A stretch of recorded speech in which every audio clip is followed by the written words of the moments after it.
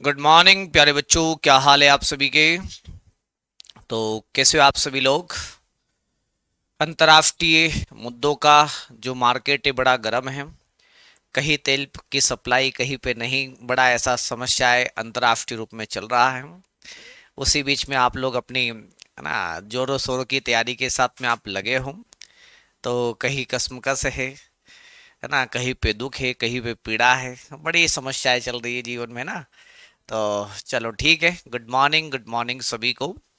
हम देख रहे थे बुद्धि के बारे में। हम अपनी बुद्धि को नहीं छोड़ेंगे, बुद्धि को कंटिन्यू करेंगे। बुद्धि के सिद्धांतों को हम चर्चा कर रहे थे। बुद्धि के सिद्धांत। तो अपना टॉपिक था प्रिंसिपल ऑफ क्या इंटेलिजेंसी, बुद्धि के सिद्धांत। क्या कह रहे थे बुद्धि के सिद्धांत, आइए थोड़ा सा इसको जान लेते हैं। अबाउट ऑफ इंटेलिजेंसी प्रिंसिपल के बारे में, बुद्धि के सिद्धांतों को लेकर के हम चर्चा कर लेते हैं। बेटा टेक्निकल इशू आ गया था, सिस्टम काम नहीं कर रहा था, है ना। सिस्टम को चालू होने में समय लगा, इसलिए कक्षाएं लेट हो गई है। ओके, चलो। तो हम लोग देख रहे थे बुद्धि के सिद्धांत। आज हम देखेंगे एक कारक, एक तत्व, बुद्धि का क्या सिद्धांत।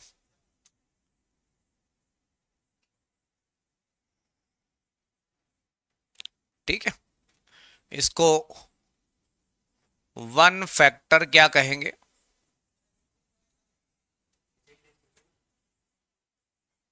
प्रिंसिपल कहेंगे। वन फैक्टर क्या कहेंगे, प्रिंसिपल कहेंगे। तो यूनिफैक्टर या वन फैक्टर का मतलब क्या होता है कि बुद्धि सिर्फ एक प्रकार के कारक से मिलकर के बनी होती है।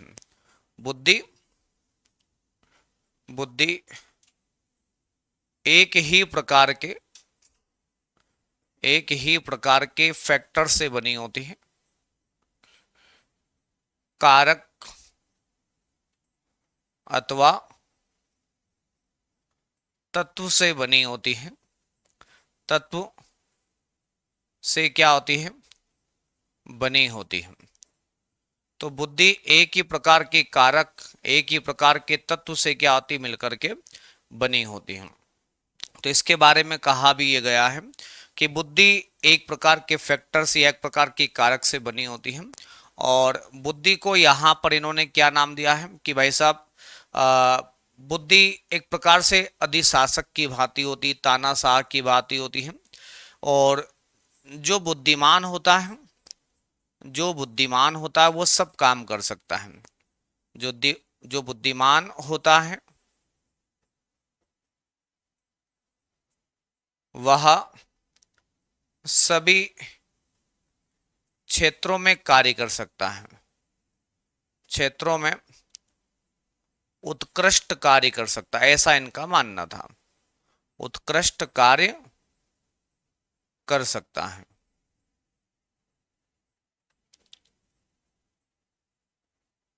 ओके, तो यहां पे ये पहला प्रिंसिपल आता आपका एकल कारक सिद्धांत। ठीक है, चलो। तो इसके प्रतिपादक कौन थे, प्रतिपादक थे यहाँ पे अल्फ्रेड बिने। तो इस के प्रतिपादक कौन थे, प्रतिपादक थे यहाँ पे अल्फ्रेड बिने नाम का व्यक्ति आता है।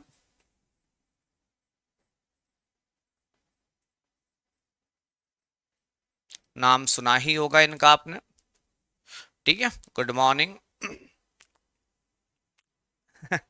नहीं नहीं, इंदौर में तो मिल रहा है पेट्रोल डीजल, मिल रहा है। वो कुछ लोग क्या करते, अफवाहें उड़ा देते हैं, इसलिए ऐसा देखने को मिलता है। तो यहाँ पे बुद्धि एक ही प्रकार के कारक या तत्व से बनी होती है। जो बुद्धिमान होता है वह सभी क्षेत्रों में उत्कृष्ट कार्य कर सकता है। इसको अपन ये कह सकते हैं कि बुद्धि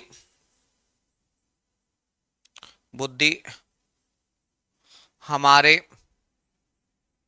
तमाम प्रकार के कार्यों को क्या करती है, प्रकार के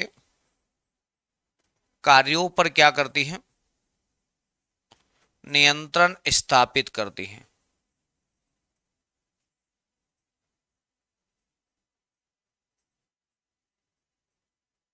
ठीक है, नियंत्रण रखती है। ये पहला प्रिंसिपल है जो आपको याद रखना है। ठीक है, बुद्धि को हम कंट्रोल नहीं कर सकते, बुद्धि जरूर दूसरी चीजों को कंट्रोल कर सकती है। ठीक है,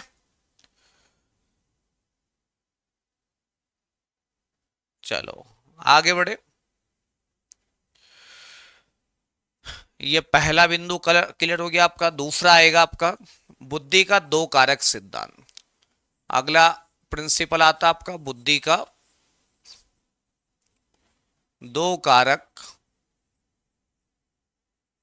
सिद्धांत। बुद्धि का बाई फैक्टर क्या आपका प्रिंसिपल। बुद्धि का क्या आपका बाई फैक्टर प्रिंसिपल। कैसा बाई फैक्टर क्या आपका प्रिंसिपल। बाई फैक्टर क्या आपका प्रिंसिपल या टू फैक्टर्स क्या आपका प्रिंसिपल। इसके प्रतिपादक कौन होते हैं। प्रतिपादक होते यहां पर स्पीयरमैन। ठीक है ना, क्या नाम होता है स्पीयरमैन। स्पीयरमैन ने इसका प्रतिपादन किया और कहा कि बुद्धि बुद्धि दो प्रकार के कारक से बनी होती है। दो प्रकार के कारक से बनी होती है। ठीक है, कितने प्रकार के कारक से बनी होती। दो प्रकार के कारक से बनी होती है। हमने पूछा कि ये दो कारक कौन से होते हैं, तो इन्होंने कहा एक होता सामान्य कारक और एक होता विशिष्ट कारक। एक होता कैसा आपका जनरल फैक्टर, सामान्य कारक, इसको कहते हैं जनरल फैक्टर। जनरल क्या आपका फैक्टर। ठीक है, तो एक फैक्टर होता आपका जनरल फैक्टर, ये सामान्य कार्यों के लिए होती है। ये क्या करता है, सामान्य कार्यों के लिए क्या होता है जिम्मेदार। ठीक है ना, सामान्य कार्यों हेतु और सभी व्यक्तियों में पाया जाता है। सभी व्यक्तियों में क्या होता है पाया जाता है। तो ये सामान्य कार्यों के लिए रिस्पॉन्सिबल होता है और सभी व्यक्तियों में क्या होता है पाया जाता है। दूसरा आता आपका विशिष्ट कारक। कौन सा आता विशिष्ट कारक। विशिष्ट कारक क्या होता है, इसको स्पेसिफिक फैक्टर कहते हैं। स्पेसिफिक फैक्टर कहते हैं। और ये क्या होता है, सभी में क्या होता है अलग अलग होता है। सभी में अलग अलग होता है। अलग अलग होता है और विशिष्ट कार्यों को क्या करता है, विशिष्ट कार्यों को क्या करता है, विशिष्ट कार्यों पर नियंत्रण रखता है। ठीक है ना, तो ये विशिष्ट कार्यों के ऊपर क्या करता है, नियंत्रण रखता है। तो एक हो गया हमारे पास में सामान्य फैक्टर्स और एक क्या हो गया आपका स्पेसिफिक फैक्टर। इसको जी फैक्टर कहते हैं। ठीक है ना, जी एफ, यहां पे इसको लिख सकते हो जनरल फैक्टर। इसको स्पेसिफिक क्या आपका फैक्टर एस एफ। तो ये जी एफ है और ये क्या आपका एस एफ है। जी एफ का मतलब जनरल फैक्टर, एस एफ का मतलब स्पेसिफिक क्या आपका फैक्टर्स। ठीक है, चलो ये भी आप नोट कीजिएगा। और इसका प्रतिपादन स्पीयरमैन ने किया था और इनकी किताब थी एबिलिटी ऑफ मैन।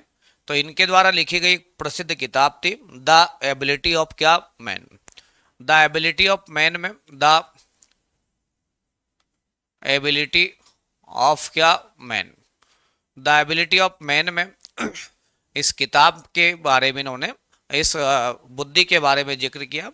बाद में इसने अपनी बुद्धि में एक कारक और जोड़ दिया था, तीसरा कारक, जो इन दोनों का सामूहिक रूप था, दोनों का कंबाइंड रूप था।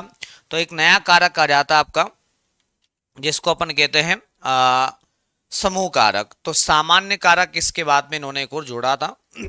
चलो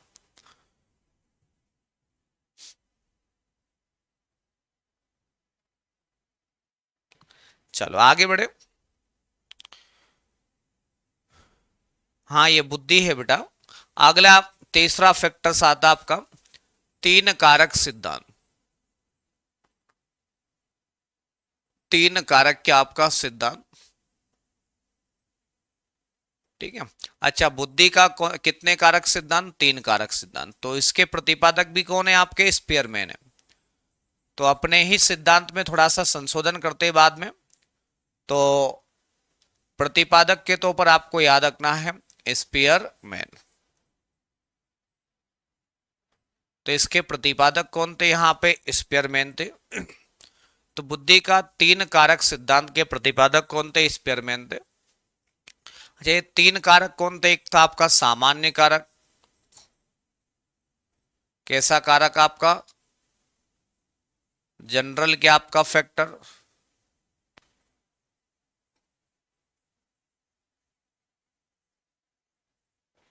दूसरा क्या हमारे पास में विशिष्ट फैक्टर, विशिष्ट कारक, स्पेसिफिक फैक्टर। और तीसरा कारक जोड़ा यहां पे समूह कारक, ठीक है ना। इन तो तीनों से निकल के जो एक नया कारक आया, ठीक है ना। चलो एक नया कारक इन्होंने जोड़ दिया जिसको समूह कारक का जन्म दिया, ठीक है ना। क्या, ग्रुप फैक्टर।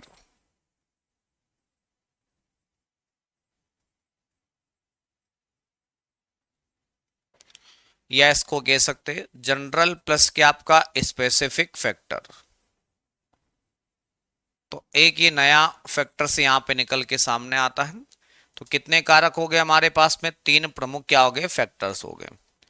कितने फैक्टर्स हो गए, तीन फैक्टर्स हो गए। नंबर वन क्या आपका सामान्य कारक, नंबर टू क्या आपका विशिष्ट कारक, और नंबर तीन क्या आपका समूह कारक। तो ये हमारे पास में टोटल कितने, तीन प्रमुख क्या हो गए, फैक्टर हो गए। एक था आपके पास में सामान्य कारक, एक था आपके पास में विशिष्ट कारक, और तीसरा था हमारे पास में यहाँ पे दोनों का मिला हुआ स्वरूप। ये आपका तीसरा फैक्टर था। ये आपका पहला, ये आपका दूसरा। इसको सामान्य कह सकते हैं। और ये क्या होगा आपका विशिष्ट होगा, जहां पर ये दोनों का मिला जुला रूप होगा। ये क्या होगा आपका समूह कारक होगा।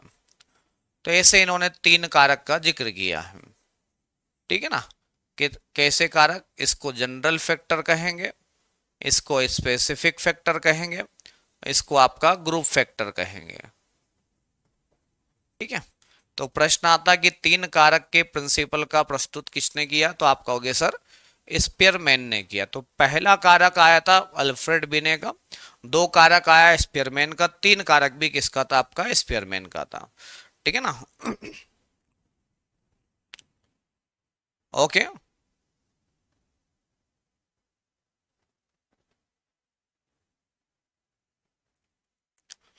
चलो इतनी कहानी आपको क्लियर।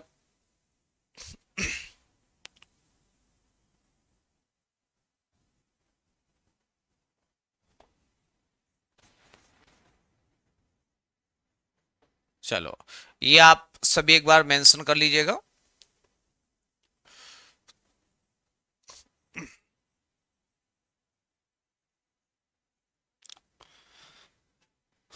तो आई होप आपको ये तीन कारक प्रिंसिपल क्लियर हो गया होंगे।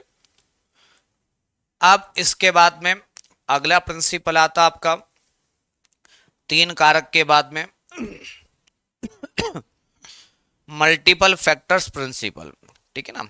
जिसमें बुद्धि के बहुत सारे कारकों का जिक्र होता है। तो बहुकारक एक सिद्धांत आता है। कौन सा सिद्धांत, बहुकारक सिद्धांत। अच्छा बहुकारक सिद्धांत को अपन क्या भी कहते हैं, बहु तत्व भी कहते हैं। बहु तत्व क्या आपका सिद्धांत। अच्छा इस सिद्धांत को बालू का सिद्धांत भी कहते हैं। क्या भी कहते हैं,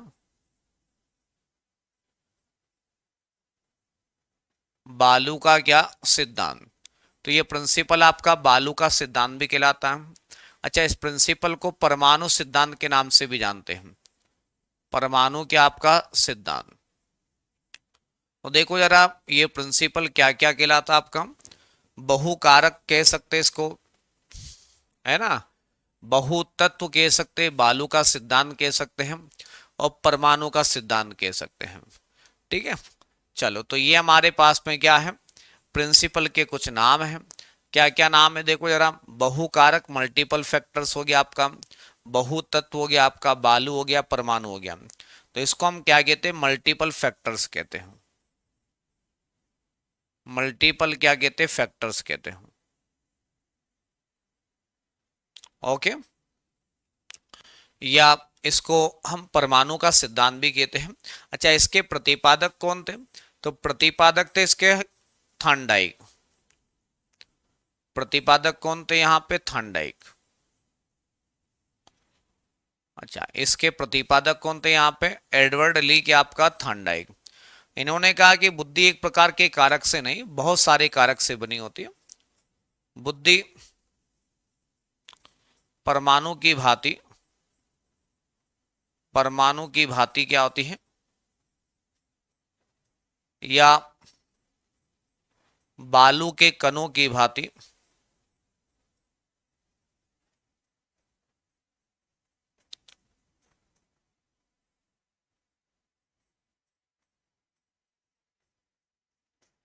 विभिन्न क्या होता है, कारकों से मिलकर बनी होती है, कारकों से बनी होती है। ठीक है, तो बुद्धि यहाँ पे परमाणु की भांति, बालू के कणों की भांति विभिन्न कारकों से बनी होती है। इन्हें अलग नहीं कर सकते, इन्हें अलग नहीं कर सकते हैं, तो इनको अपन सेपरेट नहीं कर सकते हैं, इनको अलग नहीं किया जा सकता है।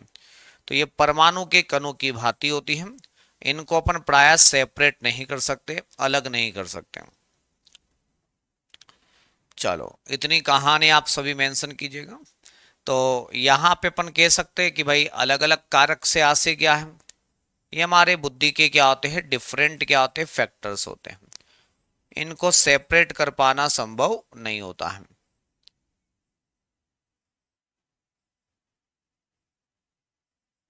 ओके, बुद्धि के बहुत सारे क्या होते हैं, फैक्टर्स होते हैं। इन फैक्टर्स को अपन क्या नहीं कर सकते, अलग नहीं कर सकते हैं, जुदा नहीं कर सकते हैं। ठीक है ना, बुद्धि के बहुत सारे क्या होते हैं, कारक होते हैं। इन कारकों को अपन सेपरेट नहीं कर सकते हैं, इनको क्या नहीं कर सकते, अलग नहीं कर सकते हैं। कहानी क्लियर यहाँ तक आपको। जैसे परमाणु के अंदर आप देखते हो बहुत सारे फैक्टर्स होते हैं, ठीक है ना, ऐसे बहुत सारे कारक होते हैं, इन कारकों से मिलकर के आपकी बुद्धि बनी होती है। ठीक है ना, कारक को कैसे याद करना, बस सीधे याद रखो कि एक कारक किसने दिया, दो कारक किसने दिया, तीन कारक किसने दिया, ठीक है ना, बहु कारक किसने दिया, बस ऐसे याद रखना है इसमें दिनेश सिंह। इसमें कोई आपको और अतिरिक्त दिमाग नहीं लगाना है, ठीक है ना।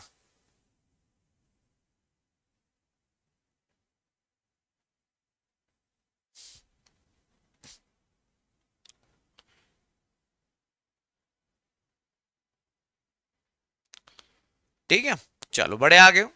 तो ये बहुकारक का क्या था आपका सिद्धांत, आप एक सिद्धांत आता आपका थर्स्टर्न का समूह कारक सिद्धांत। तो अगला प्रिंसिपल आता आपका थर्स्टर्न का समूह कारक सिद्धांत। तो अगला प्रिंसिपल है हमारे पास में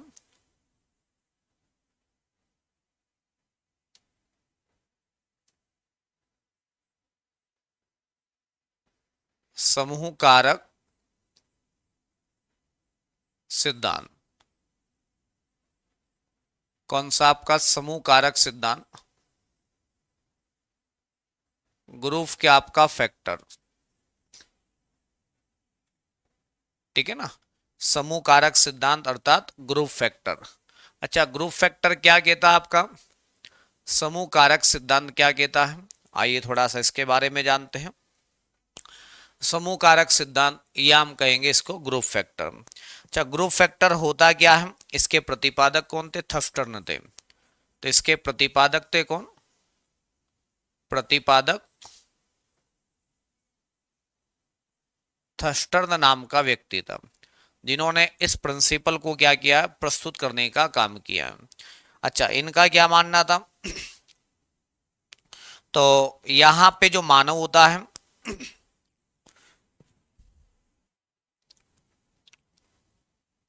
ना, मनुष्य के अंदर बुद्धि जो रहती है, बुद्धि में, या हम कहेंगे कि मनुष्य में, मानव में, मानव में बुद्धि समूह कारकों से क्या होती है? मिलकर क्या होती है? बनी होती है।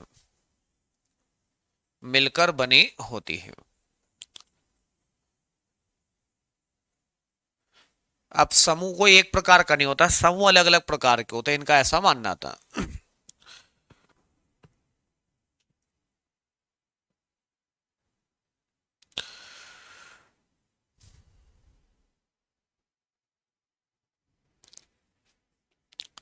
मानसिक क्षमताओं का, मानसिक क्षमताओं का क्या होता हमारे अंदर?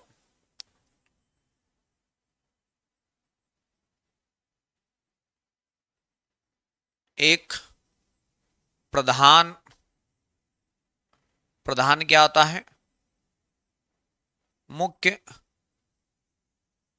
समूह कारक होते हैं, कारक होता है, जिसमें जिसमें अन्य कारक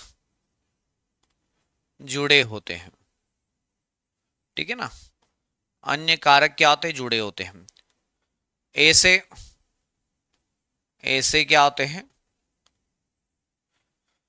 तो ऐसे कई प्रधान उपकारकों का इन्होंने जिक्र किया है।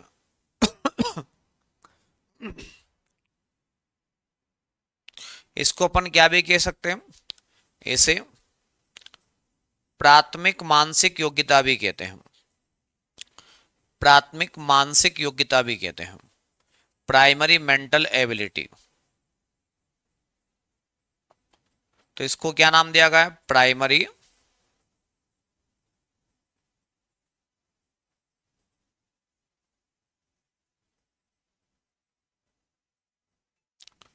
Primary mental ability. तो इस प्रिंसिपल को हम क्या नाम भी देते हैं? प्राइमरी मेंटल एबिलिटी के नाम से भी इसको जानते हैं।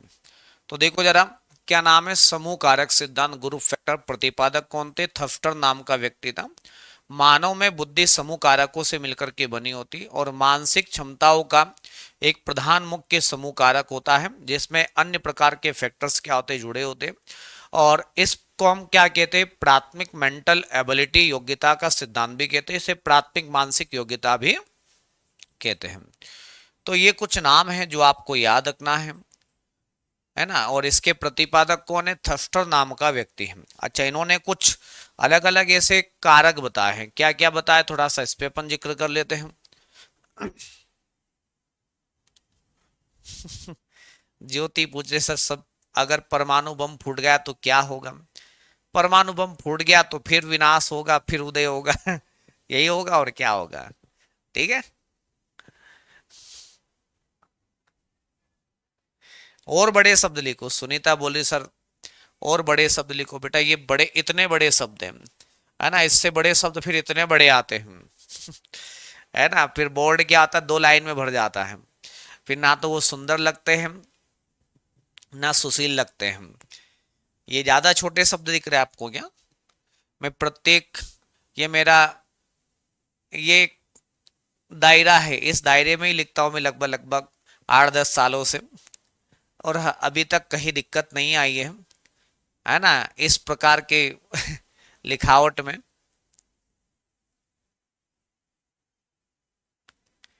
संजना गौतम सर, बुद्धि क्या है? आज शायद संजना, आज पहला दिन है क्या आपका बेटा? बुद्धि क्या है ये तो अपन बता चुके हैं, हम आपको पहला दिन ही ये बताया था कि बुद्धि क्या है, आपकी मानसिक क्षमताओं की योग्यताओं को प्रकट करने वाला गुण है। ये सब में समान नहीं हो सकती, सब में अलग अलग होगी। Okay okay. बुद्धि सीखने की योग्यता है, अमूर्त चिंतन की योग्यता है, और बुद्धि क्या आपका समस्या समाधान की योग्यता है। ऐसे कई नामों से अपन बुद्धि को संबोधित किया था। पहला दिन आप जो बुद्धि वाला टॉपिक है उसको आप देखिएगा जरा।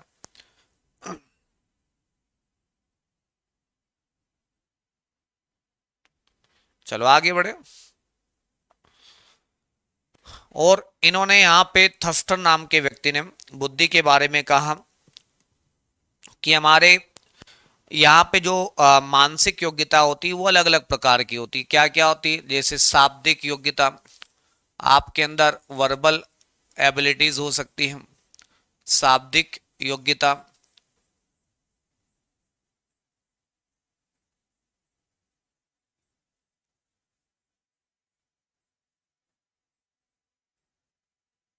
वर्बल एबिलिटी, ये हमारे पास में होती है। तो यहाँ पे आपके पास में शब्दों के अर्थ को समझना, शब्दों के अर्थ को क्या समझने की क्या योग्यता आपके अंदर पाई जाती है। एक योग्यता का एक समूह होता है शाब्दिक योग्यता समूह। तो एक तो इन्होंने समूह कारक में ये बताया। फिर दूसरा कहा कि भाई साहब हमारे अंदर संख्यात्मक योग्यता होती है, न्यूमेरिकल एबिलिटीज होती हैं। संख्यात्मक क्या होती है? योग्यता होती है। न्यूमेरिकल क्या होती है? एबिलिटी होती है। कौन सी एबिलिटी? न्यूमेरिकल एबिलिटी होती है। ओके। न्यूमेरिकल एबिलिटी में क्या होता है आपको? यहाँ पे गणित और तर्क की क्षमता आपके अंदर होती है। गणितीय क्षमता आपके अंदर पाई जाती है। ठीक है ना? जब आपके अंदर गणित को सोल्व करने की, है ना, आपके अंदर अभूतपूर्व क्षमता, तो इसको संख्यात्मक योग्यता कहते हैं। तीसरा होता है आपका शब्द प्रवाह योग्यता। कौन सी होती है आपकी? शब्द प्रवाह योग्यता होती है। वर्ड फ्लुएंसी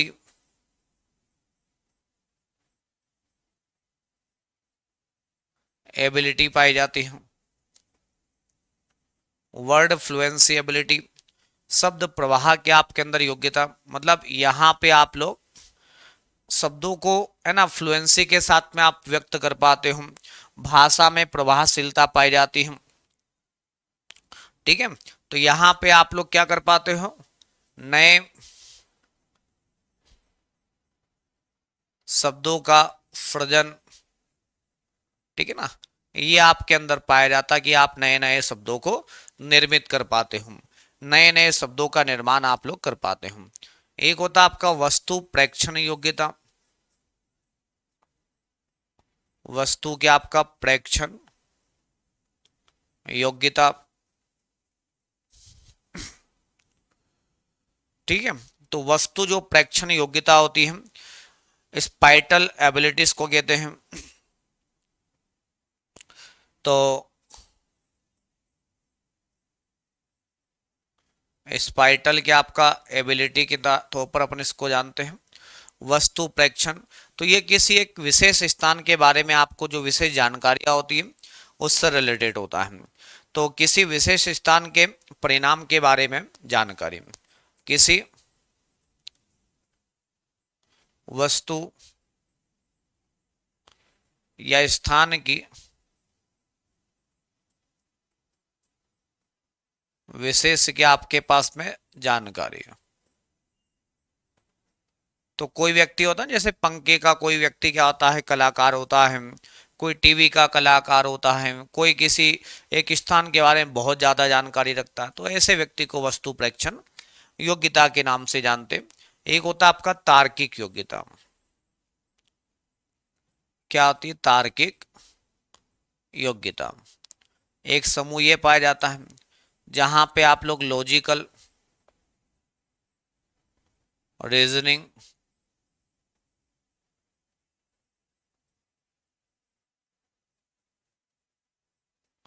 तो यहां पे व्यक्ति क्या कर पाएगा, तर्क करने की क्षमता पाई जाती है। तर्क करने की क्या योग्यता। तो जिस व्यक्ति के अंदर तर्क करने की योग्यता पाई जाती है उसको हम क्या कहते हैं, तार्किक योग्यता के नाम से जानते हैं। तो तार्किक के बाद में एक होती है स्मृति योग्यता। क्या होती है आपकी स्मृति की आपकी योग्यता। मेमोरी की आपकी एबिलिटी।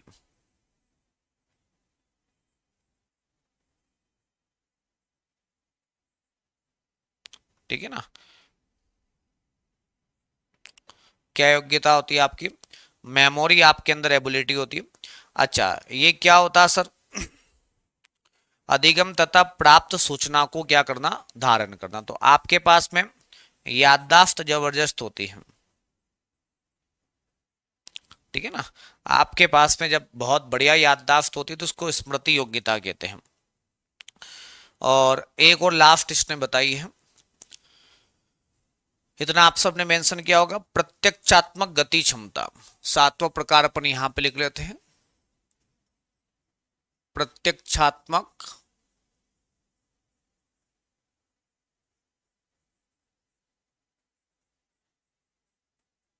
गति क्षमता। तो ये सातवां प्रकार इन्होंने बताया।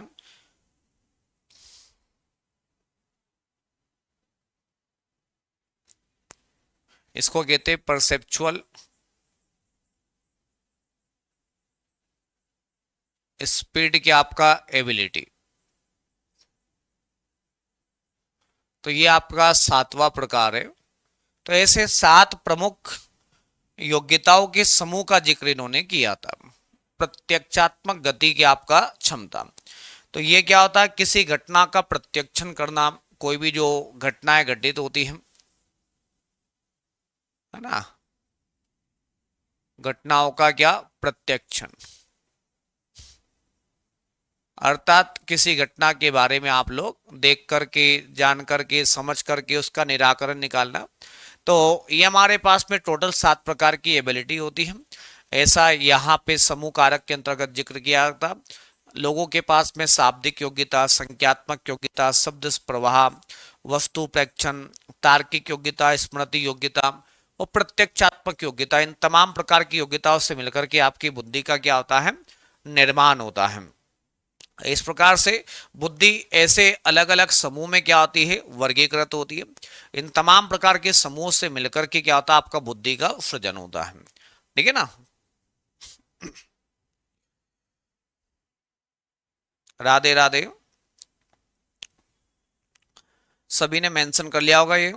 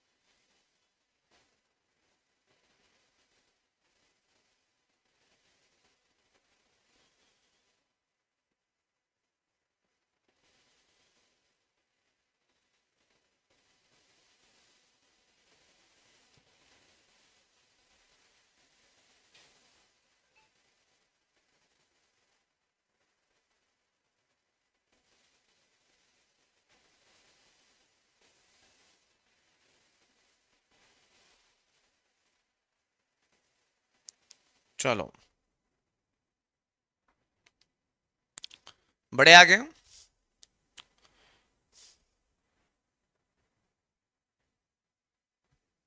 गौतम पूछे सर भांति क्या होता है अरे उसके जैसा, भांति का मतलब उसके समान। ठीक है ना।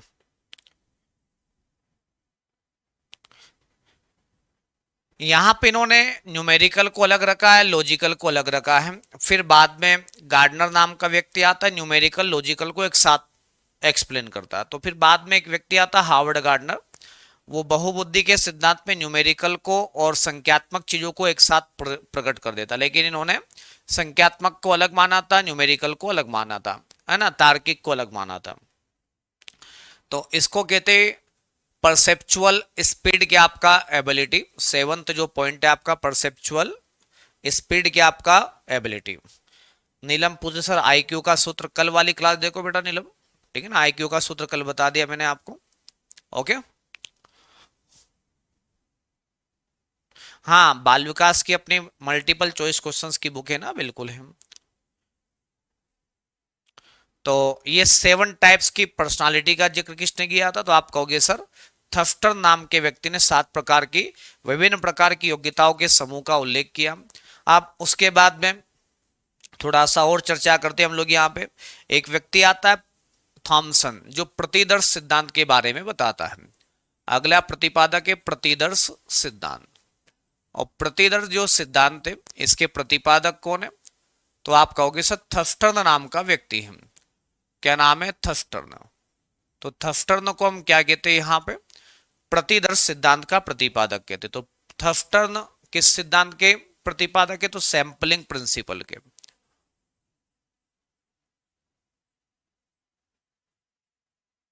सैंपलिंग या सैंपल प्रिंसिपल, सर ये क्या होता है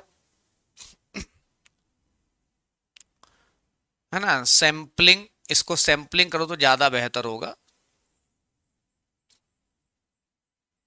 सैंपलिंग क्या आपका प्रिंसिपल। तो सैंपलिंग प्रिंसिपल का मतलब क्या होता है कि भाई साहब हमारे पास में जब भी जीवन में आगे बढ़ते तो जीवन के पुराने जो अनुभव होते हैं उन अनुभवों के कुछ सैंपल लिए जाते हैं, उन्हीं अनुभवों से नए अनुभवों को जन्म दिया जाता है। तो हमारे पास में जो योग्यता होती है वो स्वतंत्र योग्यता होती है। उन स्वतंत्र योग्यताओं में छोटे छोटे पुराने क्या होते नमूने होते, जैसे ये हमारे पास में कोई योग्यता है, जैसे हमारे पास में कोई योग्यता ये है, ठीक है ना। अच्छा, ये हमारे पास में स्वतंत्र योग्यता है। कैसी योग्यता है, स्वतंत्र क्या योग्यता। हमारे पास में ये योग्यता भी कैसी है, स्वतंत्र है, जो किसी भी क्षेत्र की हो सकती है। अच्छा, ऐसे कई प्रकार की योग्यताएं हमारे अंदर पाई जाती हैं। उन योग्यताओं का छोटा छोटा सैंपल लिया जाता है और सैंपल लेकर के कुछ नई योग्यताओं का विकास होता है। तो यहाँ पे कोई जो विशिष्ट योग्यता का विकास होता है वह विशिष्ट योग्यता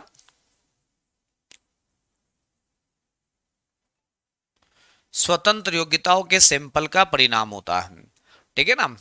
तो जैसे अपन अनाज में से कुछ सैंपल ले लेते हैं, कुछ दूसरे अनाज में कुछ सैंपल ले लेते हैं, ऐसे ही हमारे जीवन की बुद्धि के अलग अलग स्वतंत्र क्या होते हैं क्षेत्र होते हैं, उनमें से थोड़े थोड़े क्या होते हैं अपन कलेक्ट करके एक विशिष्ट योग्यता का क्या करते हैं निर्माण करते हैं।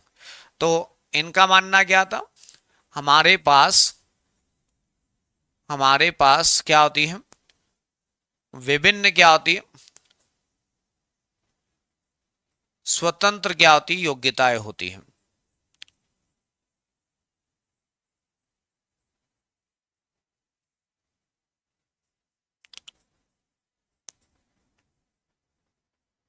उन्हीं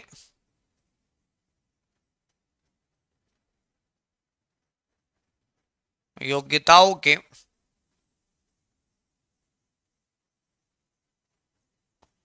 सैंपल से विशिष्ट क्या होता आपका, विशिष्ट योग्यता का क्या होता विकास होता है, ठीक है। तो आपके अंदर जो कोई भी क्वालिटी का डेवलपमेंट होता तो वो बहुत सारे गुणों का मिला करके एक नया वर्जन होता है, एक नया रूप होता है, ठीक है।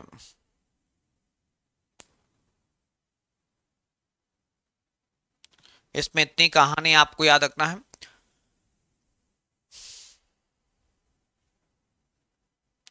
सोनम जी आप पिछड़ नहीं गए बेटा, आप पुराने लेक्चर को आप देखोगे, 2-5 लेक्चर लगातार देखोगे तो हो जाएगा, ठीक है ना। आप लगातार 5 लेक्चर 7 लेक्चर लगातार आप देखते रहो तो आपका काफी पार्ट क्या हो जाएगा, कवर हो जाएगा, ठीक है ना। तो प्रतिदर्श का जो सिद्धांत है आपका, अच्छा ये थफ्टर्न का नाम लिख दिया आपने, थॉमसन है बेटा, ठीक है ना, थॉमसन नाम है इसका, ठीक है, थॉमसन। तो इसके प्रतिपादक कौन है यहाँ पे, थॉमसन है, थॉमसन लिखिएगा, ठीक है ना। थर्स्टन अपन ने लिख दिया था। तो आशा है इतनी कहानी आपको क्लियर हो गई होगी, कोई दिक्कत इसमें आपको नहीं होगी।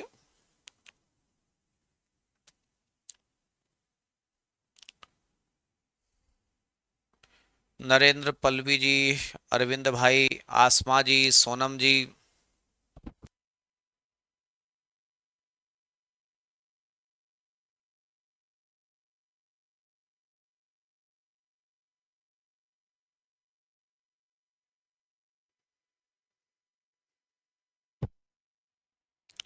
चलो आगे बढ़े। रागनी, पलक, गेसु, अरविंद,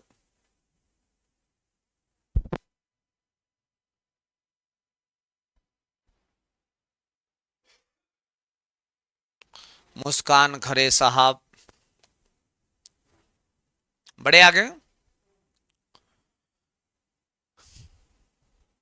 चलो अब इसके अलावा एक प्रिंसिपल और देख लो, लग गया था आप लोग।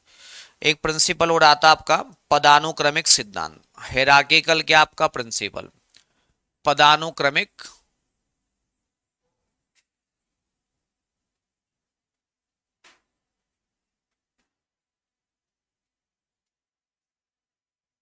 सिद्धांत। तो एक प्रिंसिपल आता पदानुक्रमिक सिद्धांत, इसको कहते हिरार्किकल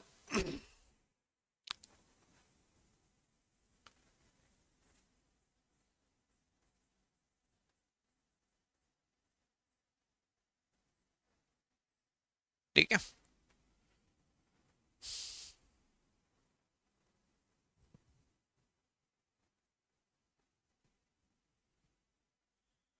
प्रिंसिपल,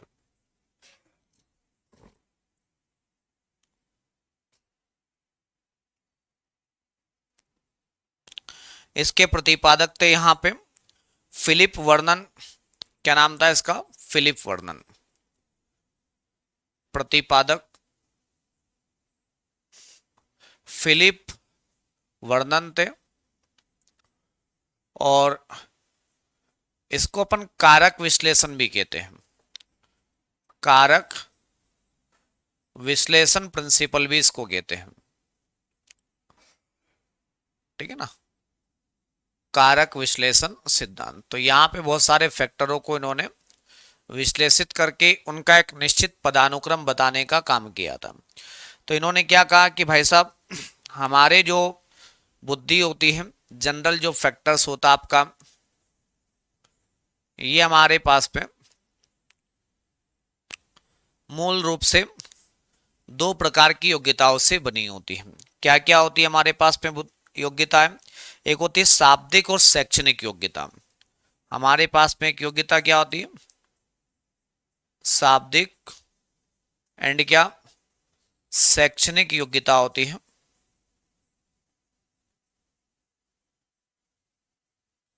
ठीक है। वर्बल एजुकेशनल क्या आपका एबिलिटी, ठीक है ना।